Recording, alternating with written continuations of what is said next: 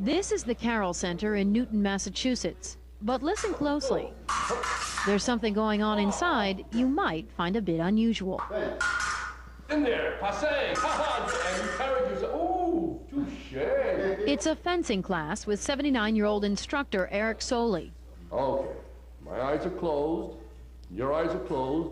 Thing is, Sollee's opponent's eyes are closed, so to speak, all the time. Can you see me? I can see you, but very blurry. I cannot see you clearly. Johnny Duke is what he calls low vision. He lost his left eye in a childhood accident and started losing vision in his right eye 2 years ago as glaucoma slowly crept in. Being told now that you're in your 30s and that's gonna go too, it's a tough thing to deal with. Duke is at the Carroll Center for the Blind for rehabilitation and says the fencing class is invaluable. Salute. 1, straight out. 2, 3. It's been taught here for 50 years. The center's founder, Father Thomas Carroll, was an Army chaplain in World War II and used his favorite sport to teach blinded soldiers how to handle a cane, improve their dexterity, balance, and coordination.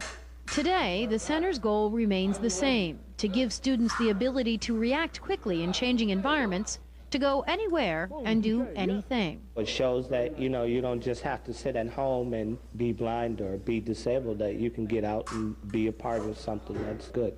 You have the advantage now, because I'm occluded, and I'm not used to doing it blind. Come on. Come on, my foot. Sollee is a fencing All-American and former instructor at MIT. He's like a chortling grandfather who carries a very sharp stick. He came to Carroll after the former instructor set him up in a blind match. And I lost 3 bouts in a row, and it was just too much. I've been here ever since. Remember now, I have the right of way. You have to take it away from me. Sollee starts students out slowly, Hold it like you're holding a raw egg.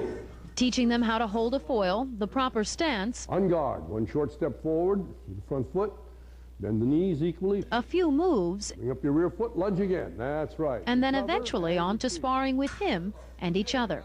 We start practicing the moves of offense and defense. And all the time I'm relating it to what happens out there with the traffic and to think on their feet. That's the most important thing, because that's what you're doing when you've lost your sight. You have no vision to tell you immediately what the situation is. You must use your mind. Oh. He got to you before you could get out of the way, but you made the right move. I want you to know that. 30-year-old Steve Gennaros was diagnosed 10 years ago with retinitis pigmentosa. The professional saxophonist has tunnel vision and was declared legally blind 2 years ago. When you find your target with having no vision, it's almost like you're finding that sidewalk, or you're finding that car that you could run into, or that person. Think of the foil as your cane.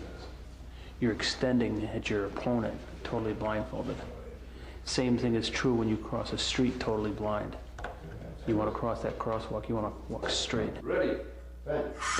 Repose. Touché. Nice form, Joe. Very nice. By your feet always being in the right place, and you know how to unguard and line your opponent up and measure. It's the same as if I would have had to go from here to the driveway and measure stepping off the curb into the street.